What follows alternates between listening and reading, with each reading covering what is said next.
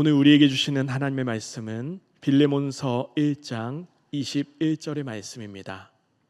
신약 성경 351페이지 정도에 있습니다. 빌레몬서 1장 21절의 말씀입니다. 우리 한 목소리로 1장 21절의 말씀을 읽겠습니다. 시작. 나는 내가 순종한 것을 확신함으로 내게 썼노니 내가 말한 것보다 더 행할 줄을 아노라. 아멘. 우리는 일상생활 가운데에 그리고 가정에서 신뢰를 바탕으로 살아갑니다. 현금을 쓰디기에 입금할 때가 있는데 우리는 믿음을 갖죠. 이 돈이 고스란히 내 계좌에 들어갈 것이다. 아침에 버스를 타고 또 지하철을 타고 출근하는 그 길에도 우리는 믿음을 갖습니다. 내가 이용하는 대중교통이 사고가 나지 않을 것이고 내가 이용하는 대중교통이 고장이 나지 않을 것이다. 그래서 그 길에 올라타고 믿음으로 나아갑니다. 살아가는 삶 속에 때론 교통사고가 일어날 때도 있고 청천벽력 같은 그런 일이 일어날 때도 있지만 우리는 삶의 순간순간 믿음과 확신을 가지고 살아갑니다. 그것이 평안하고 행복한 삶입니다. 그러나 시간이 지나도 또 여러 번 경험해도 알 수 없는 것이 있는데 그것은 사람과의 신뢰, 믿음입니다. 10개 물속은 알아도 한 개 사람 속은 알지 못한다라는 옛말이 있듯이 믿었던 사람에게 뒤통수를 맞거나 때론 내가 믿고 신뢰했는데 생각했던 사람이 아니었네 하면서 한탄하기도 하는 게 우리네 삶입니다. 오늘날의 시대는 통신의 발달로 언제 어디서든 통화하고 메시지를 보낼 수 있습니다. 어쩔 땐 평생 만날 수 없는 사람의 번호를 잘못 입력해서 알지 못하는 사람과 통화를 하기도 하고 또 사람에 대한 사전 정보나 확실한 신뢰 관계도 없는 상태에서 게임을 같이 하기도 하고 채팅을 하고 또 즉석 만남까지도 갖는 게 요즘의 시대입니다. 사람을 만날 수 있는 교통수단 역시도 급속도로 발전하였습니다. GTX가 이제 개통되면은 파주 운정에서 서울역까지 13분이면 도착한다고 합니다. 만남은 쉽고 언제든 손 뻗으면 닿을 수 있는 곳에 사람들이 넘쳐나지만 정작 우리 인간관계는 점점 더 외로워지고 공허해지는 것 같습니다. 그렇지만 더 만나고 더 가까이 더 사랑하려고 노력하는 그런 이들이 있습니다. 그런 노력은 지금도 이루어지는데 이러한 공허하고 그런 시대 가운데 대안과 해답은 바로 이곳에 모인 우리들, 희망은 교회인 줄 믿습니다. 오늘 바울과 빌레몬의 그 서신을 살피며 그리스도인이 사랑으로 연합하여 서로 신뢰하고 사랑의 관계를 어떻게 만들어가는지 알아보고자 합니다. 옥중서신은 AD 61년부터 63년경에 동일한 시기에 집필되었습니다. 그리고 그 집필 장소 역시 로마 옥중이라는 공통점을 가지고 있습니다. 교회를 어지럽히고 또 악한 세력들이 핍박해오는 위기 상황에 쓰여진 서신으로 성도들을 독려하고 교회를 일치시키기 위한 공통의 목표의식이 담겨있는 게 옥중서신입니다. 다만 주된 내용이 조금 다른데 에베소서는 교회론을 중심으로 그리고 빌립보서와 골로새서는 기독론을 중심으로 쓰였다면 이 빌레몬서는 용서와 화해라는 메시지로 바울 서신 가운데 분량이 가장 짧고 또한 다루는 내용 역시 어려운 신학적인 내용이 없는 그런 서신입니다. 비참하게 사형당할 수밖에 없는 이 노예의 죄를 예수 그리스도의 사랑으로 너그럽게 용서하고 형제처럼 받아들여 달라 하는 사랑과 화해의 메시지가 담긴 게 이 빌레몬서입니다. 구체적으로 바울 사도는 편지의 발신인인 자신을 소개할 때 로마서나 빌립보서나 디도서에서는 그리스도 예수의 종이라고 말합니다. 또한 로마서나 고린도전서 갈라디아서에서는 사도로 부르심을 받은이라고 말하고, 그 이외에 고린도후서, 에베소서, 골로새서, 디모데 전후서에서는 그리스도 예수의 사도라는 호칭을 사용해서 하나님께 보냄받은 자신의 사도성을 강조하고 있습니다.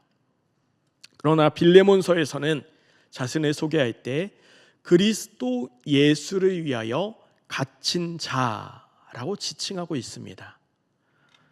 예를 들어 대통령이 편지를 씁니다.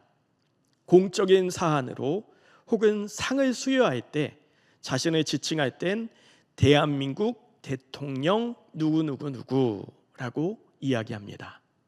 그러나 자신의 소꿉친구에게 편지를 보낼 땐 그렇게 대한민국 대통령이라는 지칭하기보다 그냥 편안하게 이름을 밝히거나 친구 누구라고 이야기를 하죠. 어떠한 유명인도 진실된 자기 친구 앞에선 자신의 친구와 동등한 위치, 동일한 사람으로 대하며 만나는 것이 당연스럽고 자연스러운 모습입니다. 바울은 사도적 권위에 호소하려는 의지를 가지지 않았습니다. 이 서신은 바울 개인적인 친분에 의해 인간 대 인간으로 빌레몬에게 간청, 부탁하고 있는 내용이라는 겁니다. 바울 사도는 평소 동료를 대하는 마음과 인성이 이 빌레몬서에 잘 나타나 있습니다. 두 번째로 빌레몬서는 다른 서신들과 문체가 다른 것을 느낄 수가 있습니다. 집필자에게 고유하게 나타나는 주관적인 감정 표현들과 편지 대상에 대한 애틋한 사랑의 표현이 풍부하게 나타나고 있는 게 이 빌레몬서입니다. 예나 지금이나 장유유서는 동서고금을 막론하고 동일한 가치였을까 생각하는 대목이 있는데, 9절 말씀에 보면 바울 사도는 자신에 대해 나는 나이가 많아 라고 말씀합니다. 자신의 상황을 알아주기 바라는 마음과 연약한 호소력을 지니는 어떠한 어투가 아닐까 생각을 합니다. 나이를 말하는 이와 같은 표현은 바울 서신을 통틀어서 빌레몬서 이곳에만 등장하는 모습입니다. 에바브라가 세운 골로새 교회 성도들에게 쓴 골로새서에는 자주 사용하는 문법적 특징이나 주장을 전개하는 방식도 바울의 방식과 다르다는 의견이 있을 정도로 골로새 교회 성도들에게 바울은 개인적인 면모를 드러내지 않습니다. 골로새 교회 성도들에게 조금 죄송할 수도 있지만 그들은 바울과 인류애적인 사랑과 예수 그리스도의 복음 안에 하나된 사랑은 나누었지만 밀접하고 친근한 개인적인 관계가 크지는 않았다는 겁니다. 일례로 골로새서 1장 3절에 우리가 너희를 위하여 기도할 때마다 하나님 곧 우리 주 예수 그리스도의 아버지께 감사하노라. 바울 사도는 이 골로새 교회 단체를 위해 기도하고 있다는 겁니다. 그러나 빌레몬서 1장 4절에는 내가 항상 내 하나님께 감사하고 기도할 때 너를 말함은, 바울 사도가 한 사람 빌레몬을 위해 하나님께 기도하고 있다는 것을 보여주고 있습니다. 그만큼 애틋한 관계였고 그 애틋함은 이와 같은 문체로 나타납니다. 또한 빌레몬서 1장 4절부터 7절의 내용을 표준 세번역으로 보면은 나는 기도할 때마다 그대를 기억하면서 그대의 믿음의 사귐이 더욱 깊어져서 형제여 나는 그대의 사랑으로 큰 기쁨과 위로를 받았습니다. 이와 같은 모습을 통해 빌레몬을 향한 사도 바울의 그 친밀한 사랑과 그 사랑의 마음을 알 수 있습니다. 유튜브나 방송 매체에 유명한 목사님들이 많이 있습니다. 그러나 우리 목사님을 길에서 만났을 때 더 반갑고 더 기쁜 것은 새벽마다 나를 위해 기도하고 나를 바라보고 나를 위해 말씀을 준비하며 나에게 말씀을 전하는 나의 목사님이기 때문입니다. 지금으로부터 1960년 전 바울 사도가 로마 옥중에서 썼던 편지가 2021년 11월 15일 이 새벽 우리에게 도착했습니다. 제가 바울 사도가 되고 여기 계신 여러분이 빌레몬이 되어서 이 시간 이 편지를 현 시대적 문체로 읽어드리도록 하겠습니다. 사랑하는 동역자 빌레몬, 내가 너의 집에 있는 교회에 편지를 쓰는데 교회와 가정에 하나님 우리 아버지와 주 예수 그리스도로부터 은혜와 평강이 있길 원한단다. 내가 예수님을 사랑하고 성도들을 사랑하며 믿음으로 행한다는 소식을 듣고 감사하며 항상 하나님께 기도한단다.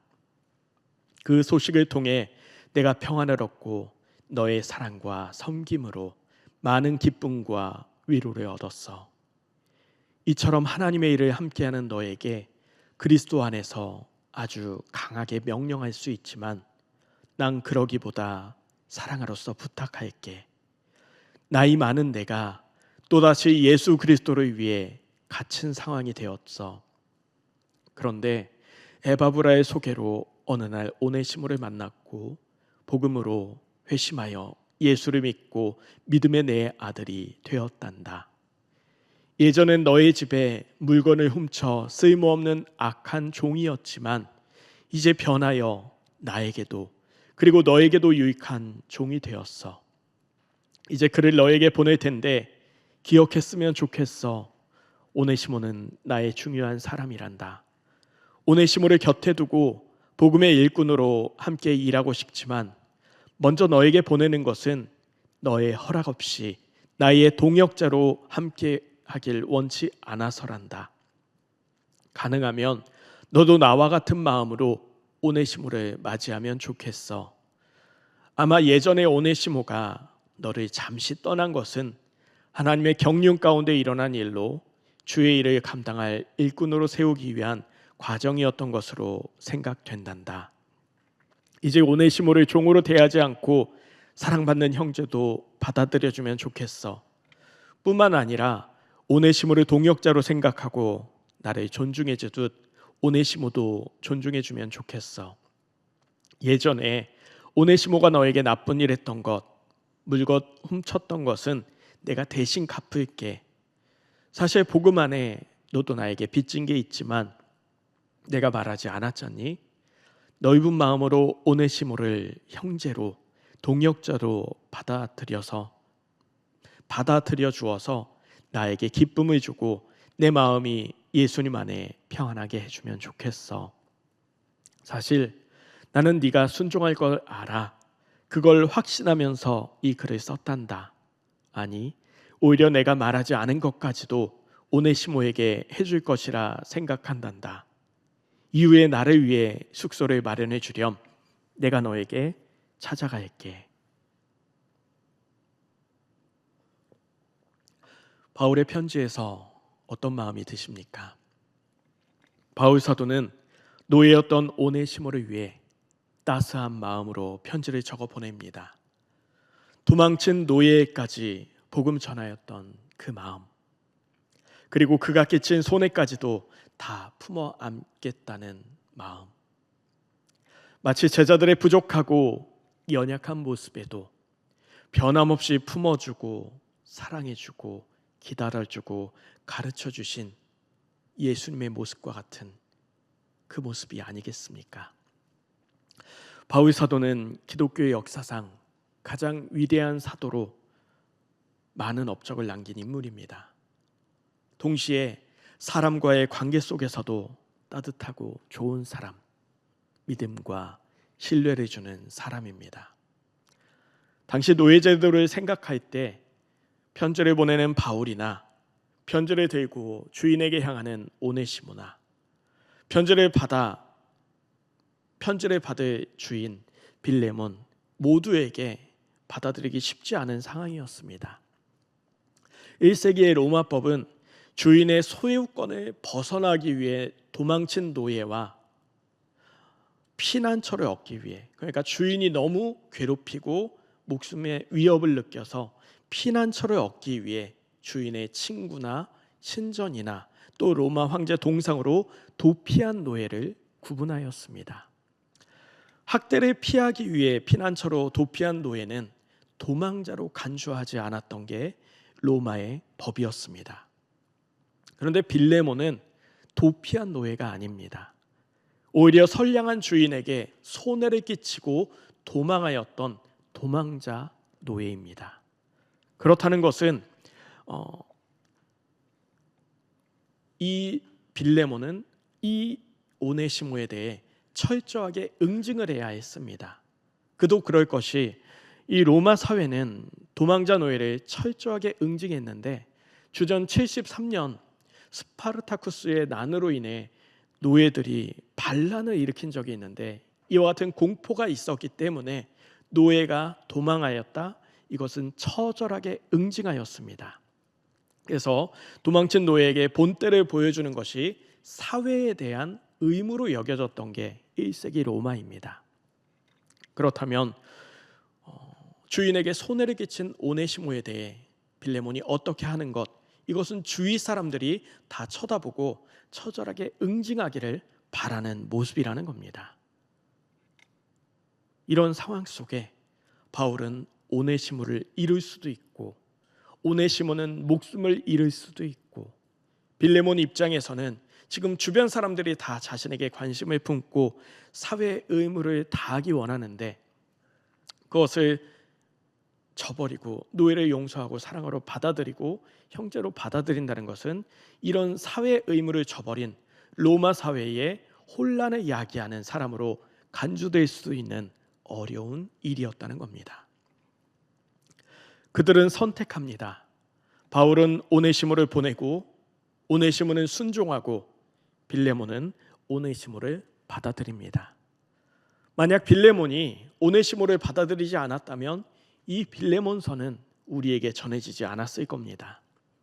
이후에 용서받은 오네시모는 에베소의 감독이 됩니다. 그리고 지금으로부터 1950년 전에 정말 사람 취급도 받지 못했던 이 노예였던 사람이 에베소의 감독이 되어서 그 감독직을 잘 수행하고 어느 감독들보다 훌륭한 감독으로 인정받게 됩니다. 이들은 모두 하나님이 원하는 선택을 하였습니다. 이들은 하나님 안에 하나가 되었습니다. 그들은 서로를 믿는 신뢰의 관계였다는 겁니다. 골로새에서 로마까지의 거리는 엄청나게 먼 거리입니다. 약 2,000km 정도 되는 거리인데 이것을 계산하자면 성인 사람이 1시간 걸을 때 약 4km를 걷는다고 합니다. 그러면은 하루에 10시간 걸으면 40km, 하루에 10시간 걸으면 50일 동안 걸어야 도착할 수 있는 먼 거리입니다. 지금처럼 SNS가 발달해서 우리의 일상이 어디서든 즉각적으로 알 수 있는 그런 시대가 아니었습니다. 바꾸어 말하면 오네시모와 함께 사역할 때 그냥 말하지 않고 빌레몬에게 알리지 않고 사역하더라도 빌레몬이 알 수 있는 확률은 극히 적었다는 겁니다. 오네시모는 노예였지만 명석하고 하나님의 일을 하기에 참 좋은 일꾼이었습니다. 그러나 바울은 이 오네시모와 함께 하나님의 일을 하기에 앞서 빌레몬에게 비밀로 하길 원치 않았습니다. 빌레몬의 허락이 없이는 이 일을 진행하기 원치 않았다는 겁니다. 바울은 빌레몬과의 신뢰와 믿음을 지키고 싶었던 겁니다. 말뿐인 신뢰가 아니라 편지와 믿음으로 낳은 오네시모를 함께 보냄을 통한 진실한 신뢰를 원했습니다. 우리는 보통 우리 마음대로 용서하고 결정을 합니다. 더욱이 나쁜 일이 아닌 좋은 일이면은 이 정도쯤은 좋은 일이니까 그냥 해도 되잖아 하는 마음으로 그렇게 일을 합니다. 그러나 우리가 하나님의 일을 하더라도 중요한 신뢰를 저버리지 않아야 합니다. 하나님의 일을 한다는 핑계로 신뢰를 잃어서는 안 된다는 겁니다. 부부 사이 어디까지 신뢰하고 계십니까? 다 믿는데 한 가지 숨기고 있는 것이 있진 않으십니까? 부모와 자녀와의 관계 속에 우리 자녀들을 향할 때 믿음과 신뢰를 주고 있었습니까? 혹 사소한 것 그 약속을 지키지 않아서 신뢰를 깨버리는 모습은 아니었습니까? 교회에서 믿음의 동역자들에게 어떤 신뢰를 주고 있으셨습니까? 나는 약하지만, 나는 연약하지만 우리가 믿는 하나님, 그 하나님의 은혜 가운데 서로가 서로를 신뢰하고 신뢰를 받는 저와 여러분의 성숙한 신앙의 여정 되길 주님의 이름으로 축원합니다. 이 시간 말씀을 기억하며 기도하겠습니다. 바울과 오네시모, 빌레몬이 함께 가졌던 그 믿음이 우리 믿음의 형제 자매에게도 재현되어서 믿음의 가정, 믿음의 교회 이루어가기 위해서 이 시간 주님의 이름 한번 부르고 동성으로 기도하겠습니다.